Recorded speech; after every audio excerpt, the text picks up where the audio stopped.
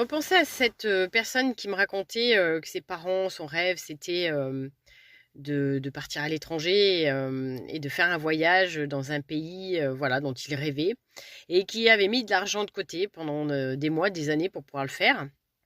Et une personne lui avait dit: Ah ben, je vois que caissière, ça gagne. Et nous parlions des personnes qui avaient cette espèce de mentalité qui touche en fait tout. Alors on va malheureusement encore parler de classe sociale ou de soi-disant gens éduqués, donc ça touche, c'est une mentalité en fait. Et cette mentalité-là, vous voyez, personnellement, pour moi, c'est toxique. Les environnements où je vais me retrouver avec des personnes qui majoritairement vont être sur ce mode-là, c'est toxique. Ce qui est intéressant, c'est que, et là on parle du référentiel, c'est que vous avez des personnes qui, elles, vont faire le voyage identique, qui ont peut-être même beaucoup d'argent, peu importe la classe sociale et le bord, puisque hein, encore une fois on est en France, donc gauche-droite ou, ou autre, qui vont effectivement être là, faire le même voyage, mais qui vont faire venir des gens en leur disant on va collecter, etc. Et qui vont pouvoir tenir ce même type de discours, hein, entre parenthèses, parce que c'est une mentalité.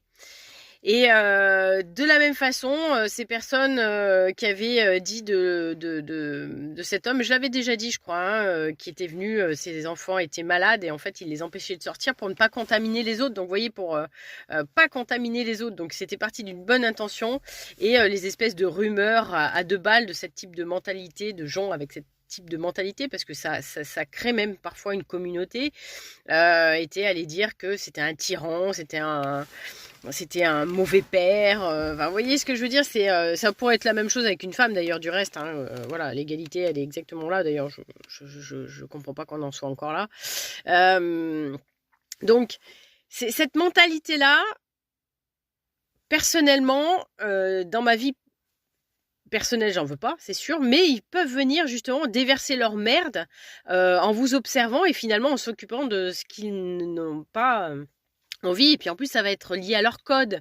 Vous voyez bien que dans la société, ceux qui sont soi-disant insérés et à qui on doit soi-disant faire confiance peuvent être des tueurs et des violeurs. Donc voilà, il y a un moment donné, c'est ne pas avoir, pas vivre dans la peur non plus, parce que ça c'est insupportable quand vous avez des gens qui sont toujours dans la peur. Vous allez vers eux, ils ont peur. Moi je peux pas non plus, hein, c'est insupportable. C'est deux environnements toxiques. C'est ça votre positionnement par rapport à votre référentiel et par rapport aux mentalités qu'on n'a pas forcément envie et de vos valeurs.